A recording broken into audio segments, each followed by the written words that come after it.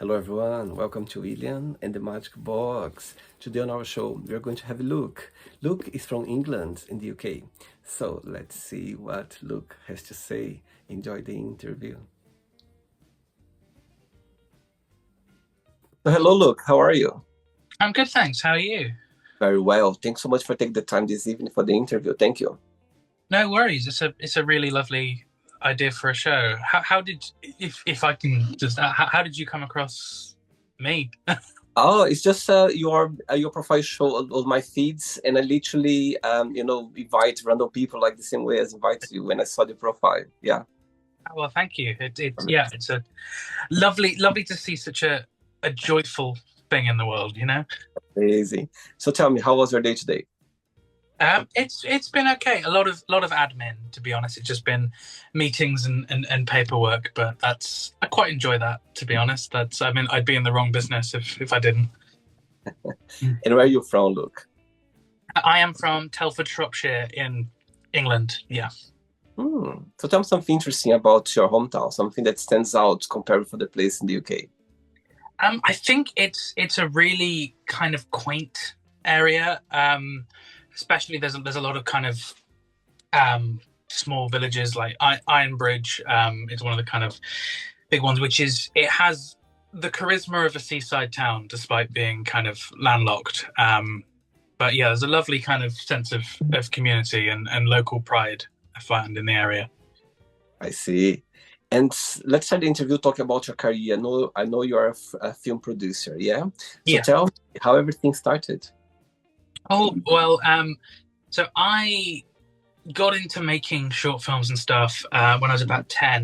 And I was always interested in films, but my granddad had recently retired and had got a new kind of MacBook and was messing around with iMovie, the video editing software on there, and just said, "Oh, let's make some silly videos together."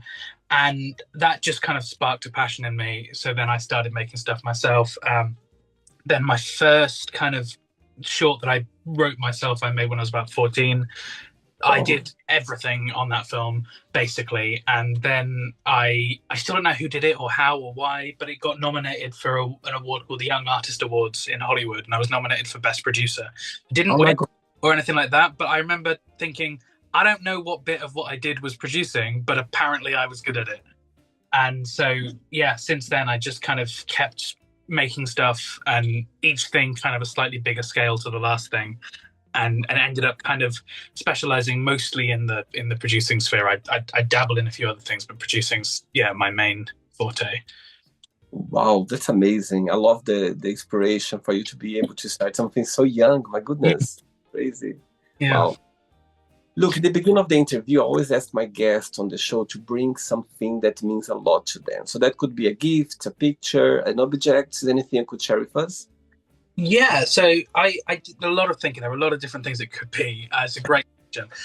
What I have here actually is a script. It's a script to a film from 2013 called About Time, um, made by Richard Curtis. And basically, I've always loved this film. It's kind of a very kind of warm hug, very positive, wholesome film. And back in lockdown, I became very, very obsessed with it. And I started a podcast where every episode of the podcast we analyzed 2 minutes of the film until we'd covered the entire film all the way through. So I know Wow. it line for line, shot for shot, and that led to me getting to meet Richard Curtis, who made the film. I kind of worked with a few different people and met with a few different people who worked on it. I've had family holidays visiting the locations. It's kind of it's just the pinnacle of the type of film I want to make. And this script specifically came from when I did the podcast. And Richard Curtis, the writer, tracked it down and sent it to me personally with a little note. So that's kind of just a representation of exactly the type of film I want to make, but also just it had such an impact on my life in that time when no one knew what was going to happen.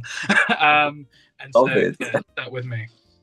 Oh my God, that's incredible. And I'm sure you hold that close to your heart for sure. This is like a gift. Yeah, very much Amazing. so, yeah. Look, are you ready to go on a beautiful journey through memories in life and share your point of views? Amazing. Welcome to William and the Magic Box. So I have here a best friend.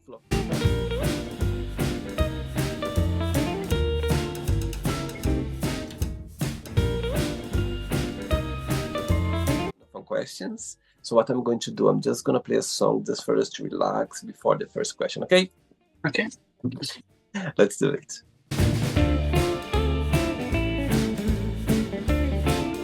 Right, before I start the interview, during the join, if it comes up a question that maybe you don't want to talk about or you don't want to answer, always can take another one, okay? Okay. Yeah.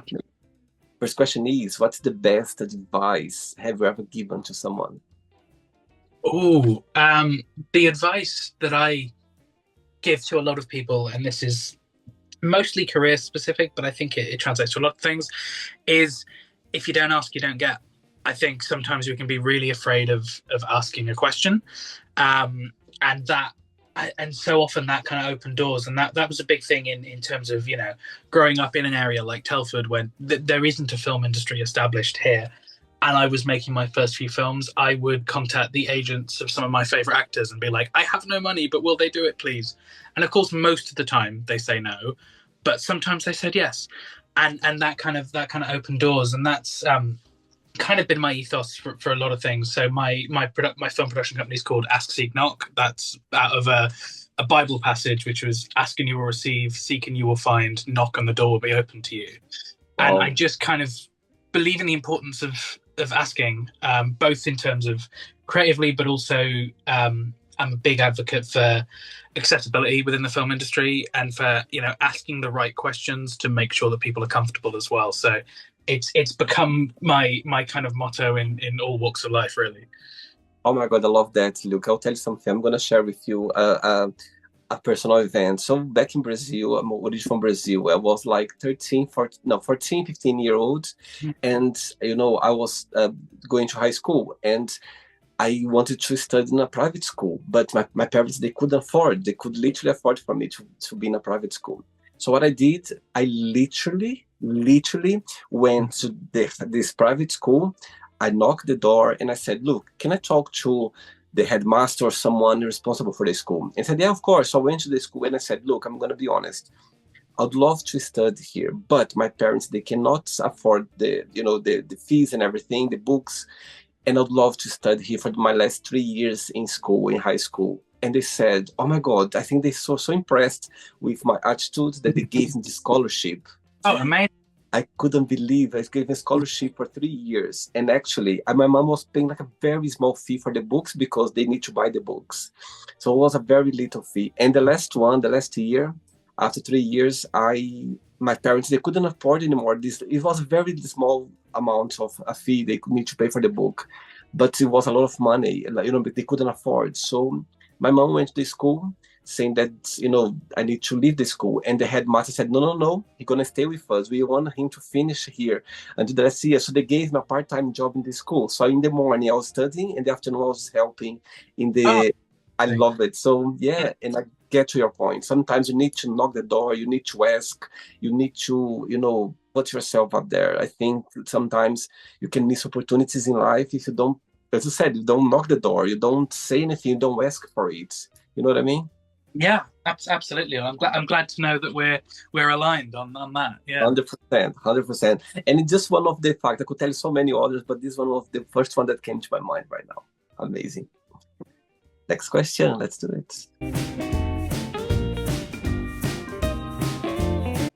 Hey, Luke from England. Next question is, what do you think are the best traits for a person to have? I think kindness and understanding. I think, and actually I might move that to like a willingness to understand, because, I think sometimes we can have very closed views on certain things and the way that certain things need to be. And actually, I think that adaptability, that willingness to understand other people's needs, other people's requirements, the ways that other people's brains work, is kind of the best way to be. I think I've come across a few people in life who are very closed off to the way that they view the world and don't want anything else of it. But I just don't think that's where positive change happens. And my overall approach in production, but also in life is, if there are adjustments that I can make, however minor, that can make things smoother, more enjoyable, more pleasant, or even more accessible an experience for someone, I want to have those conversations. And I think that if people are closed-minded to other people's needs, or very stuck in the ways of, but this is how we've always done things, that's not where positive change happens. Wow. What's the biggest joy of being Luke? What do you like the most about being you? Oh, that is a very good question. I think the one that's come to mind right now is probably my Christian faith. Actually, I really, I've come closer in my kind of faith recently. I focus quite a couple of meetings a week actually while I'm in production are prayer meetings where we kind of get that focus in. I know that probably turns some people off, but like that is my drive to kind of life. And actually my joy is taking away the responsibility from being mine as to what my next steps are, but actually handing that in prayer as to kind of what do I need to do next in this project or in life, and actually kind of letting Jesus take the wheel, as is a very stereotypical phrase.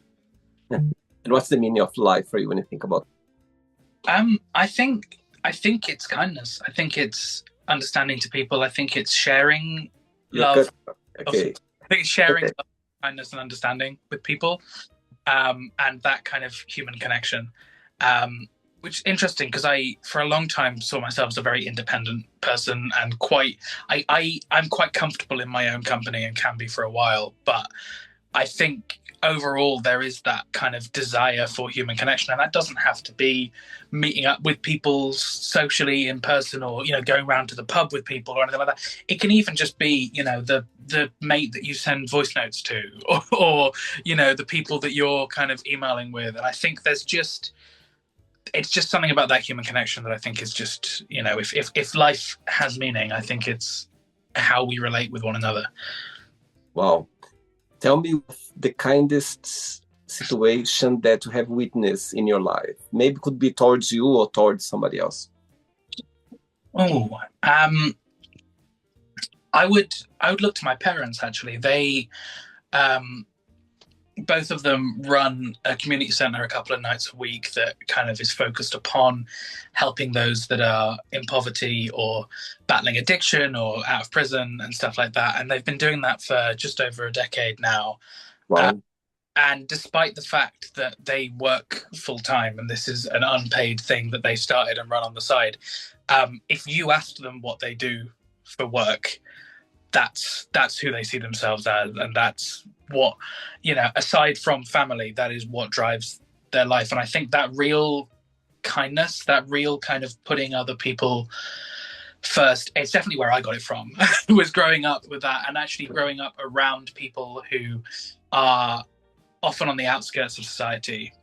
When I was, turning up as a early teen to the community centre my parents are running and being introduced to people who've just left prison or who are kind of struggling with addiction, it kind of gave me a better understanding of how people are, but also about the support that can be provided. And what I've seen there, just calling back to that idea of human connection, is I've seen people who, when they're no longer in need maybe of the free or cheap food that they offer, they're still turning up every week because they've built these long-term friendships. And I just sort of think that, if I can make anything close to an impact like that in my life, then I'd be happy that I've done a good job. I love that. Oh my God, you talk so dearly about your parents. Okay, so both of them, they're watching this interview right now and have a moment, an opportunity to send them a message. What would you say? They're watching. I just say thank you. I think, yeah. Oh, sweet. I think growing up and having, to see your parents helping others and somehow taking their time to do something for others, I think it's a great way of seeing that, and somehow just seeing that you've learned and you ground yourself about helping others. That's amazing. Yeah. Next question, ready? Yeah, absolutely. Let's do it. Next one. Okay, before the next question, what's the biggest joy of being involved in the movie industry? And the flip side, what do you find most challenging about it? So yeah, I think for me there's lots of joys. My main focus, which is not always, but a lot of the films I work on are comedy, and just the first screening and the first laugh that you hear from an audience, I've never known a feeling like it. But I also think I just sometimes wake up and in the middle of the stresses of production, which can be massive and it can really feel like it's the most important, scary thing in the world when you're in the middle of something that's going wrong. Uh, but then I remember that the end goal is making something that people enjoy. Like, we're not saving lives, at least not directly so. We're not in the most kind of high stakes job, even if the tight schedules and everything make you feel like that.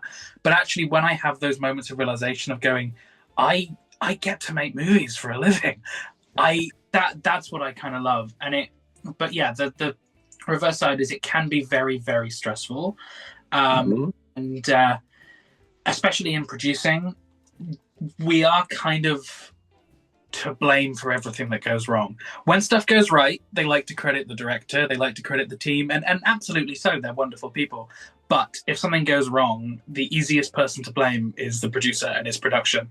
And that works two ways. That largely is just very annoying because it means I see the worst sides of people. So the people who are lovely to me, I know are lovely to everyone. I've also worked with certain people, some of them unknown, some of them fairly high profile actors who you would believe are lovely, but that is not the version of them that I've seen.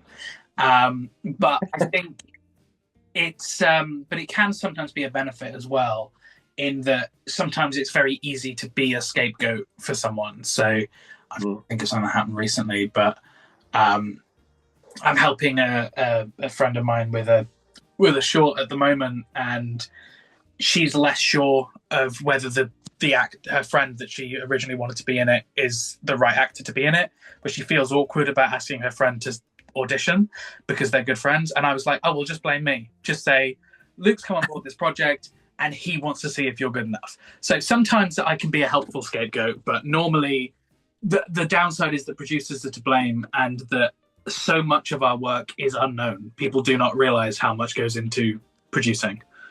I see. You are moving a lot, Luke. Yeah, I'm trying to just rest my... There we go. Amazing. Okay, next question is, what makes you feel discouraged? I'm trying to think of an answer that's not political. But I think it's when people are driven by hate, when people are driven by the idea of, and this is slightly political, but I'll be vague. When people are driven by other people being disadvantaged, when they're taking pleasure in the fact that other people are having a tougher time, that discourages me because I feel like that is totally adverse to human nature. Wow. And from a Christian perspective, I think that some of these people who hold those values and call themselves Christian, I don't understand where they got it from, because I think Jesus is teaching the absolute opposite. What will be the title of your memoir one day? Oh, I had one in mind, which was, with thanks to my executive producer, was going to be my. It's a bit clunky, but that was something I've had in mind for a while. Once again, I coming into my faith on this way more than I do normally. It doesn't normally come up, but like, that is, for me, I sort of see God as the great executive producer, the one who is guiding the decisions of my career. So that is how I'd title what I'd call it. Yeah. And when people read your memoir, what's something that you like people to take with them? I think understanding of the slightest adjustments that can make life more enjoyable for people is a big thing. Yeah, I think that's what I've kind of been campaigning so much for. And I think if I were to write something and that were to not be the outlying message, then I think I've gone all wrong, because that's what I want to be remembered for. I see. 3 questions left. Let's do it. You like dancing? Not a lot. No, I'm dyspraxic, so my coordination is pretty dreadful. So I avoid it more than enjoy it. But I like other people dancing. I see. Okay. Ooh, tough question now. If your plane was going down and you could call just one person to say goodbye, who that would be and why? Ooh, that is a good question. I would probably call one of my parents. I would say in this scenario my mum, just because she is quicker at picking up the phone than my dad is. I would put them both in equal placement. And yeah, I think they've just been such kind of pivotal parts in my life, and so valuable that yeah, they'd be the people I would speak to.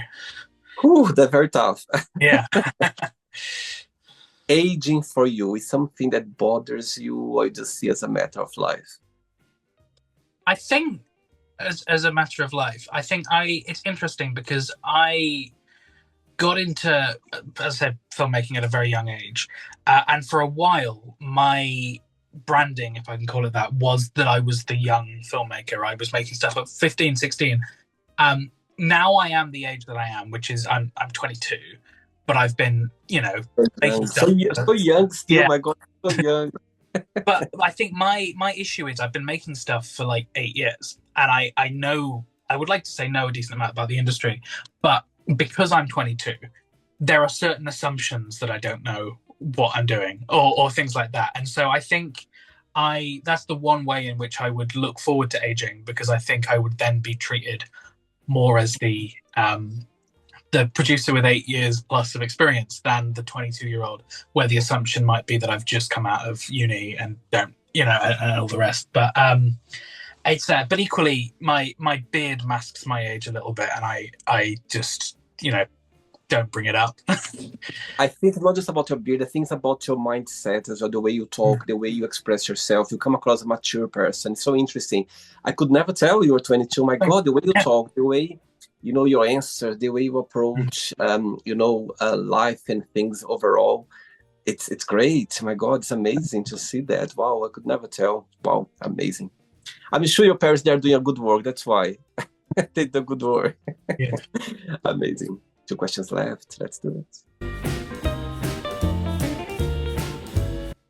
Okay, before the next question, tell me 3 names in the movie industry that you always be inspired by. Oh, Richard Curtis. This is Richard Linklater. 2 Richards there. And I'm going to slightly cheat this because it's technically TV, but Jimmy Mulville. All right.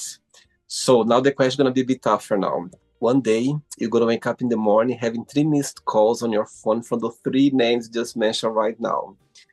I think you know what I'm going to now, yeah?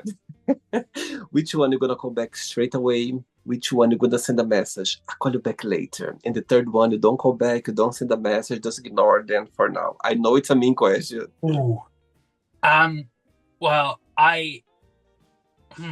it's interesting. So my gut feeling, and I feel like I'm slightly lucky in this regard, because actually of those 3 names I named, I've met and kind of know 2 of them, because I've been lucky enough to have chats with and meetings with. And by the way, 3 of them, they are watching this interview right now. Okay, just let you know before you answer. So I think because he will always be my biggest hero, I think Richard Curtis is the one I would call back right away. I think Jimmy Mulville is the one that I would text. And I guess Richard Linklater would have to continue to be the person that I've not interacted with yet. But yeah, that's for many reasons, including, selfishly, that I think Curtis and Mulville are the 2 that could help my career the most. And You understand. Yeah. Amazing. Next question is, what's your all-time favorite band and why? Oh, that's a very good question. I don't listen to as much music as I should, but my gut feeling, just because it's one that I keep coming back to because it was such a big part of my childhood, is a group called The Cause. They were kind of Irish folk pop group. When I was a kid, my dad used to listen to them quite a bit. Then I got into it, and they were the first concert I ever went to. I don't think they've done anything for about 10 years, but like every time when I think I've kind of stopped listening to them, I find myself randomly stumbling across one of their songs and going into a big sort of nostalgia trip. But yeah, probably the cause. Something, Luke, for you being a young producer, film producer, for you to be able to be in the movie industry, do you think your parents, they always supported you, or there were kind of, the stigma behind people, oh, it's not the right career, you need to have other one, just somehow combine together, or do you have the full support of them regarding that? I think it really has been the full support. I think, the years I've been still living at home, for example, whilst kind of bouncing job to job and not always able to pay my own way at home, they've been very understanding on the number of times that, 'cause I don't drive, I keep meaning to, but the number of times that I've had a last minute, the trains are cancelled, assuming I'm going to book myself into a hotel somewhere, and they've gone, no, we'll drive out and get, and that has continually kind of been the support that I need. And also, it's an industry that's full of rejection. And so I think that support at home is so integral to keeping me going, because otherwise it's, I hear them say that in terms of actors, I don't know if there's a stat about producers, but in terms of actors, it's like 1 in 60 things they apply for, they get. And I think production, it's very similar. I'm constantly emailing investors that are interested and they're not interested, or actors that are interested and they're not interested, and it can be very deflating. And to have people at home, people who, as I say with the community centre, I think their jobs do equate to protecting and saving lives. Having understanding that, the movie I want to make is stressing me out, I think is hugely, hugely valuable.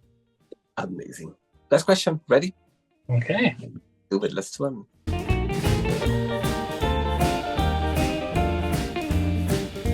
Okay, before the last question, tell me what the movie industry has taught you so far. Oh, I think it has taught me about it's a very, very simple one, but my first thought is it's just taught me how many people working together come into making any film. And the creation, I mean, look, I've got my many DVDs behind me, and any one of these, it's a miracle that they get made. It is, hundreds, often thousands of people's work, a lot of money, a lot of trying to convince people different things. And actually, whether a film is good or bad, I commend them for finishing it, getting it made, getting it released, and getting people talking about it. Wow. Tell me one movie that you could watch over and over again without getting tired of it. That would be About Time. Yeah, About Time. The Richard Curtis time travel rom-com. It's just gorgeous and very wholesome and lovely kind of message about the right things to enjoy in life. Wow, amazing. Last question for you is, what is something not many people know about you? Ooh, that is a very good question. I've always been quite open about a lot of things. So where are we going?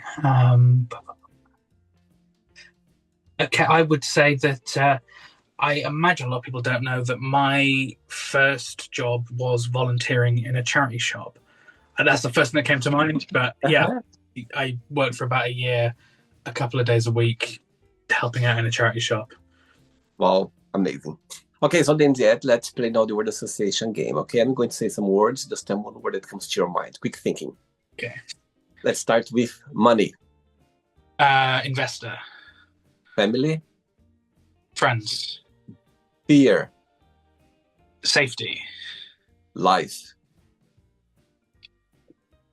Sorry, I don't know why nothing has come into my head. Hang on. Gift. Love. Gift again. Religion.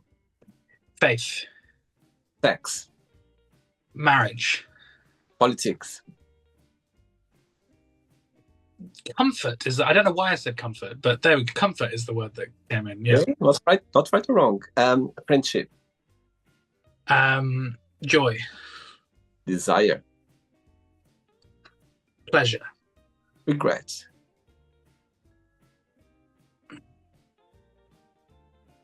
Safety. Success. Pleasure. Again. Yeah. Wish. Joy. Happiness. Success. One word for England.